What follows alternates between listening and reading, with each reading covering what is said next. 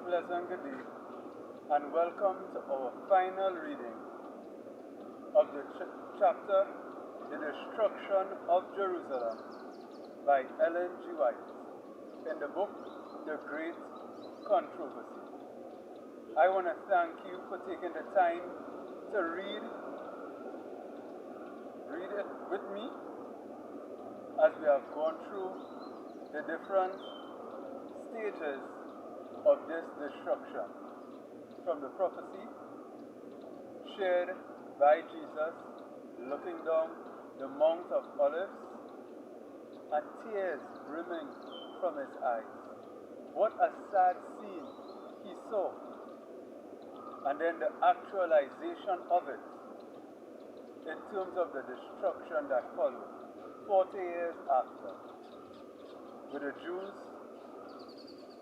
with more persons dying in the temple, with blood flowing like water, to outside, with the hill of Jehoshaphat, with so many crosses that there was not even room to place other crosses. It was a task to place crosses to have their victims crucified. We looked at the siege that followed, where millions or more than 1 million people were destroyed after the double destruction that happened before. In the temple there was destruction. Before the siege took full effect, there was destruction. And after, there was destruction. Over 1 million people annihilated.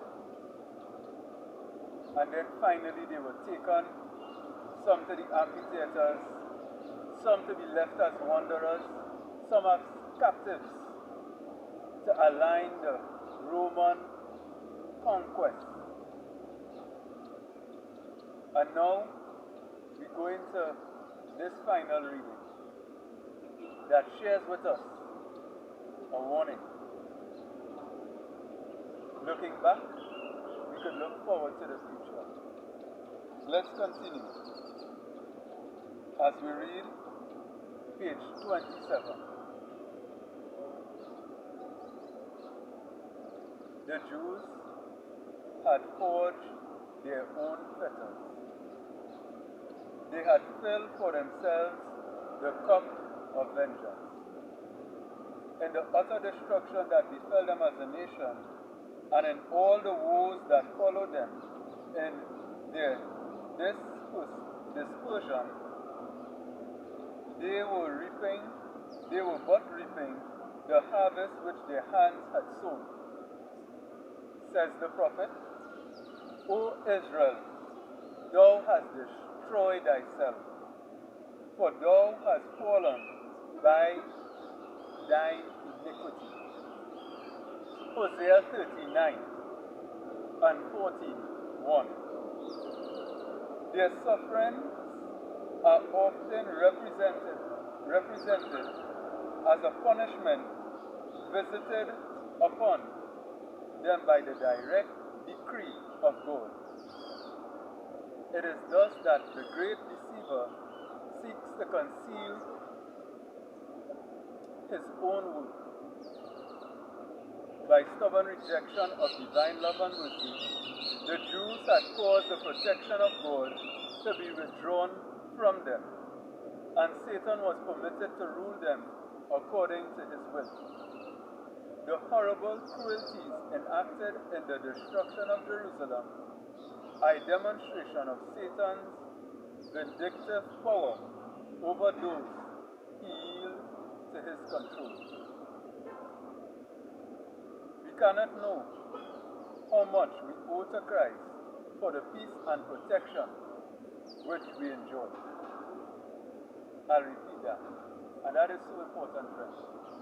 We cannot know how much we owe to Christ for the peace and protection which we enjoy. It is the restraining power of God that prevents mankind from passing fully under the control of Satan. The disobedient and unthankful have great reason for gratitude for God's mercy and long suffering in holding in check the cruel, malignant power of the evil one. Satan is powerful in evil. God is more powerful in good, but Satan is powerful in evil, and he wants to destroy and cause havoc. But it's because of God's long suffering, love, and mercy and compassion that things are not worse than they already are. The disobedient and unthankful have great reason for gratitude for God's mercy and love. For God's mercy and long suffering in holding in check the cruelty and malignant power of the evil one. Here's this. You have to pay attention to this. But when men pass the limits of divine forbearance, that restraint is removed.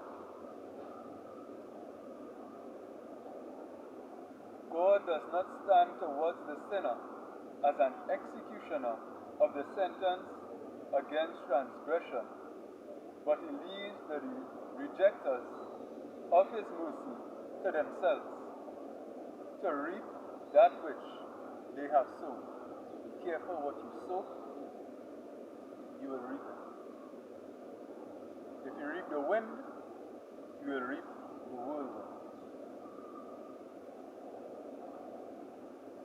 Every ray of light rejected, every warning despised or unheeded, every passion indulged, every transgression of the law of God is a seed sown which yields its unfailing harvest. That's a serious statement. Every ray of light rejected, every warning despised or unheeded, every passion indulged, every transgression of the law of God is a seed sown which yields its unfailing harvest. The harvest will come. What are you sowing today? The Spirit of God persistently resisted is at last withdrawn from the sinner, and then there is left no power to control the evil passions of the soul, and no protection from the malice and enmity of Satan. The destruction of Jerusalem is a fearful and solemn warning to all who are trifling with the offerings or the offers of divine grace and resisting the pleading of divine mercy. Never was there given a more decisive testimony to God's hatred of sin and to the solemn punishment that will fall upon the guilty. God's love is being shown right now. By you hearing this, love is being shown. But every warning, unheeded, very soon, that seed sown will reap an unfailing harvest. What are you sowing today?